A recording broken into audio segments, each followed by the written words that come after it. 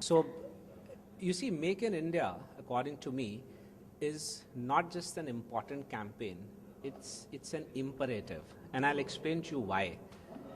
If we look at the demographic changes which are happening in India, 65% of the Indian population is less than 35 years of age, and 50% of the Indian population is in fact less than 20 years of age, which means we are talking about a huge young population which has to be put into something productive.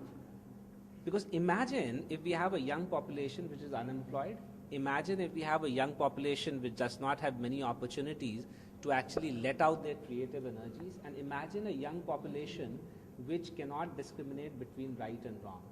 So when I say Make in India through its efforts and the way it has been conceptualized and envisioned is going to lead to 100 million jobs in the next 7 years. And that is extremely important. Having said that, now we have to look at what are the issues which might come up as challenges. So there are several issues. So we can talk about the challenges in infrastructure, we can talk about challenges in the bureaucratic hurdles which come in, we can talk about the challenges in terms of labor laws, but to me the biggest challenge is corruption.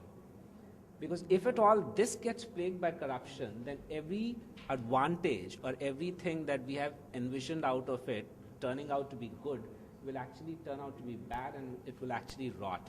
And why is this important? Because in India, we talk a lot about morality. We talk a lot about good and bad. We talk a lot about the differences between good and bad, but we do not bring in a discourse of ethics, which means we do not tell people how to discriminate between right and wrong. And this is what India, and this is what leadership in India is lacking. I mean, if I look at the history of corruption in India, history of scams in India, the annual growth rate of scams is 112%, whereas the GDP growth rate is 5 to 6%. Now, this is absurd. We need to bring this element of ethics back into the discourse of leadership. And this is where I'm trying to create some kind of an awareness. This is where we at MISB Bakoni are also trying to bring in some systemic changes in our curriculum, bringing out some of the issues where we discuss how ethical leadership can actually change not just the institutions, not just the businesses, but also the world. By talking about certain yardsticks by which you can make consistent discriminations between right and wrong.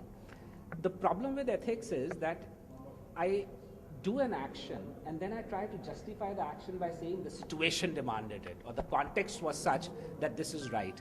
Now I need to be consistent in my viewpoint. Consistently I have to use a yardstick by which I can say this is right in this particular context and this is wrong in this particular context. Now there are several philosophies which talk about how to discriminate between right and wrong, the so-called ethical theories. So you have the theory of consequentialism, you have the theory of deontologicalism, you have the virtue theory, you have the hedonist theory, you have the utilitarian theory, so on and so forth.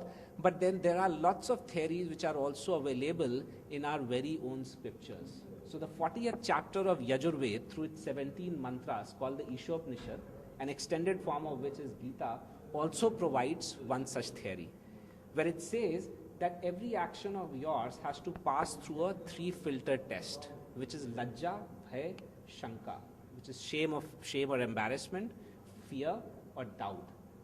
And what it says is that if you do not feel any of these while performing an action or while you conceive of an action, then that action is the right one. But if you feel any of these, then your action is a wrong one. Now, I'm not trying to say that this is the best theory. What I'm saying is pick up any of the theories which are available, but use them consistently across the decisions that you make. It's not important how many elements of morality or ethics you have within you. What is important is how steady are you when it comes to the display of these virtues.